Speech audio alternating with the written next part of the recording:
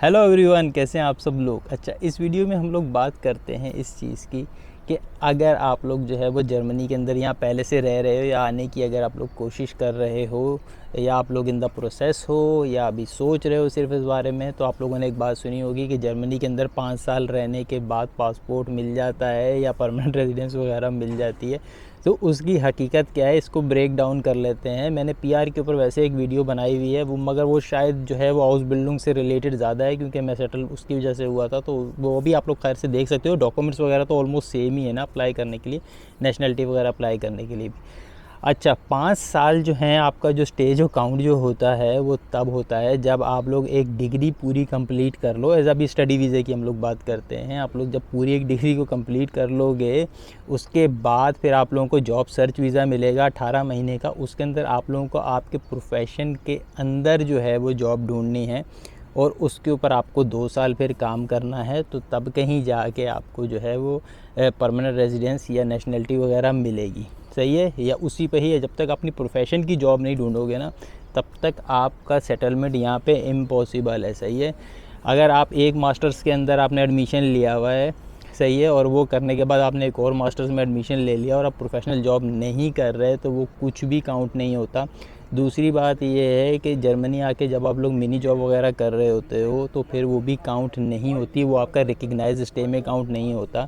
आपको जब भी आप पीआर वगैरह अप्लाई करने के लिए जाते हो तो वहाँ पे जैक्सिश मतलब 60 जो है वो रेंटन फर्जिशरों जो है गिजर्सलिशे, जो कि मैंडेटरी होती है। आपके पेंशन प्लान उसके कंट्रीब्यूशन ज़रूरी हैं। तो अगर एक बंदा मिनी जॉब में काम कर रहा है पिछले 3 साल से, तो समझ लो वो ज़ीरो हो गया और उसके कुछ भी नहीं काउंट हुआ। तो आपको वो वाले मंथ्स जिसमें आपने जो है वो रेंट एंड फर्निशिंग आपके पेंशन प्लान्स आपकी सैलरी से कटे हैं, ठीक है, तो वही वो एटलीस्ट आपकी जो है वो पार्ट टाइम जॉब लाजमी होनी चाहिए। तब कहीं जाके आपकी यहाँ पे सेटलमेंट होगी।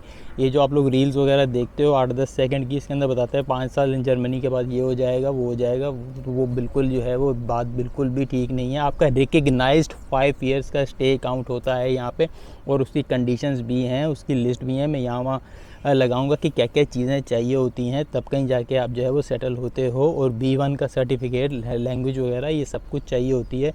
तो पाकिस्तान से ही आने से पहले आप लोग अपनी जर्नी को प्लान कर लिया करो अच्छे से कि कैसे आप लोगों ने यहाँ पे आके सेटल होना है। याद रखना, ये एक प्रोजेक्ट होता है, इसमें आप पैसे फंसाते हो इस काम में और इसका आउटकम आपका पासपोर्ट होता है। तो जब तक आप एक अच्छा प्लान नहीं बना के यहाँ पे आओगे, तो फिर आप लोग यहाँ पर आके जो है वो छोटी मोटी नौकरी करके और ये वो बस अपना ख़र्चा निकाल के एक मास्टर्स कर लिया, फिर दूसरे मास्टर्स में एडमिशन हो, फिर इस तरह से आपका जो है वो काम चलता रहेगा, मगर गुजारा होता रहेगा, मगर आप इस मुल्क में कभी भी सेटल नहीं हो पाओगे।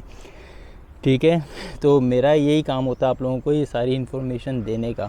सही है, बाकी आप लोगों का फिर अपना खुद का पर्सनल डिसीजन है। और एक बात मैं आपको और बता दूं कि 10 साल से ज़्यादा आप जर्मनी के अंदर जो है वो स्टडी वीज़े पे नहीं रह सकते। डजेंट मैटर आपने का कोई ऑन गोइंग स्टडी चल रही है, अगर 10 साल से आप स्टूडेंट वीज़ा पे हो तो फिर आपका जो है वो वीज़ा एक्सटेंड नहीं होता, आपको कोई वर्क परमिट वगैरह लेना ही पड़ता है। ये इसलिए उन लोगों ने रूल बनाया है कि ऐसा ना हो कि कोई बंदा सारी ज़िंदगी यहाँ पे स्टूडेंट रह जाए।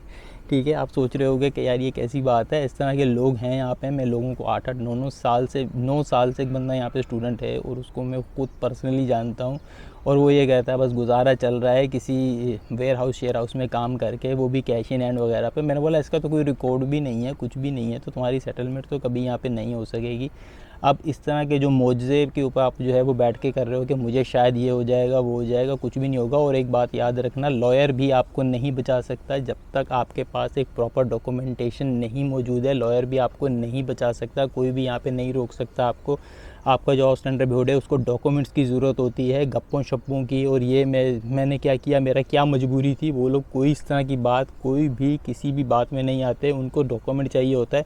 और यहाँ जर्मनी में तो पेपर वर्क इतना ज़्यादा है, जो लोग यहाँ पर हैं वो इस बात को समझते होंगे कि पेपर वर्क इतना मुश्किल है और इतनी चीज़ें हैं, इसके लिए अगर आप पहले से प्रिपेयर्ड नहीं होगे तो ये आपके सर पे आन पड़ खड़े होगा और आपके लिए बहुत सारे मसाइल खड़े होंगे। अच्छा, हाउस बिल्डिंग की बात करते हैं। हाउस बिल्डिंग में भी यही है। देखो, अगर आप हाउस बिल्डिंग यहाँ करें तो आपको ये नहीं मैं 5 साल से हाउस बिल्डिंग कर रहा था तो पासपोर्ट मिल जाएगा, नहीं। जब तक आप हाउस बिल्डिंग पास नहीं कर सकते, बड़े 6-7 साल गुजर गए और उसके बाद 2 साल उस फील्ड में काम नहीं कर लेते, तब तक आप कुछ और नहीं कर सकते। ऐसा है कि एक बंदा आईटी की हाउस बिल्डिंग में आया तो उसने आईटी की हाउस बिल्डिंग ख़त्म करने के बाद 2 साल उसको आईटी में ही काम करना है। हाँ, फिर जब उसको नेशनलिटी वगैरह मिल जाएगी तो वो किसी और फील्ड में जाके फिर मतलब जो मर्ज़ी ये करे, उसकी मर्ज़ी, ये बिज़नेस खोल ले, कुछ भी करे, मगर आपको अपने, जब तक आप यहाँ पे सेटल नहीं हो जाते, आपको अपनी फील्ड से स्टिक रहना पड़ता है। तो उसके लिए अच्छे से आप लोग जो है वो अपना प्लान बना के आना चाहिए। मेरा काम था सिर्फ आप लोगों को बताना सब कुछ, बाकी आप लोगों की खुद की मर्ज़ी है, जैसे मैं पहले भी कहता हूँ। फिर मैं मिलता हूँ नई वीडियो में, तब तक के लिए बाय बाय, अल्लाह हाफिज़।